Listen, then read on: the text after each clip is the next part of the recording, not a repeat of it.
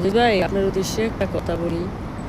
আপনি লামি স্যারে আর সোহাগের নিয়ে অনেক কথা বলছেন, অনেক কিছুই বলতেছেন, অনেক কিছু বলছেন। কাবিল ব্যবসায়ী বিয়ে থাকবো না 3 মাস, এরকম শর্মিলার মতন না ভাই। শর্মিলা বিয়েটা এটা অনেক ব্যতিক্রম, কেননা শর্মিলা একা একা বিয়ে করছে, আর এইটাতে পুরা বিশ্বে যখন ভাই বোনেরা আছে সবাই সাপোর্ট করছে, এবং প্রশাসনের লোক, সাংবাদিক সবাই ওর পাশে দাঁড়াইয়া বিয়ে দিয়া ফাস্ট ফুড মিষ্টি খাওয়াইয়া এমন বাকি রাখে না যে ওরা করে না।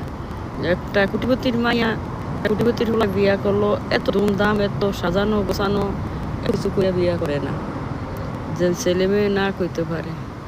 যাক ভাই, আপনি বলছেন যে আপনার মেয়ে যদি তো কাইটা নদীতে ভাসিয়ে দিতেন, বাইরে কার সন্তান কেমন হয় একমাত্র আল্লাহই জানে। তবে সন্তান নিয়ে কেউ গর্ব করে কথা বইলেন না, কেননা কালকে আজকে একজনের সন্তান এরকম করছে, কালকে যে আপনারটাই করবো না এরকম কোনো গ্যারান্টি দিতে পারবেন না ভাই। কালকে আমারটাই কোনো এরকম গ্যারান্টি দিতে পারব না। তো কিন্তু সন্তান নিয়ে কেউ বড় কথা কোয়া যাইব না, এটা আধুনিক যুগ। আর ওই লোকিয়া আপনি বলছেন যে সোহাগের কিছু করিয়া দিতেছেন, আপনার কোম্পানিতে নিয়ে কাজ দিবেন। আলহামদুলিল্লাহ, যদি নেন তো ভালো কথা। অবতার তো আর্থিক অবস্থা নাই ভালো যে ওরা টাকা পয়সা খরচ, আপনি যদি টাকা পয়সা খরচ করে নিয়ে যান, আলহামদুলিল্লাহ, আপনি ছোট ভাই হিসাবে, বোন জামাই হিসাবে যাক হলে ভালোই হইব।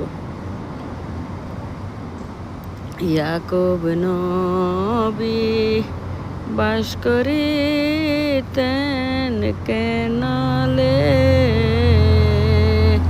সবার সে বাসতেন ভালো ইসবকে, ইসবের দশ ভাই মিলিয়া,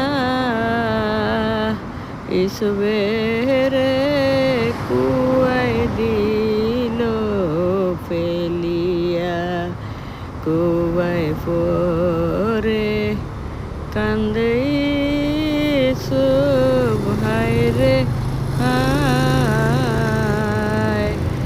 মরণ কালে না দেখিল বাপ মায়, কোথায় রইলেন পানের মা গো বিপদে, আপনার ইসুব যাই গো মারা কুয়াতে, সাপ বিশু পণ্য ছিল কুয়াতে, খোদান তাহাল্লায় বাসাইল ইসুবকে, এত নসিবত দিলেন যা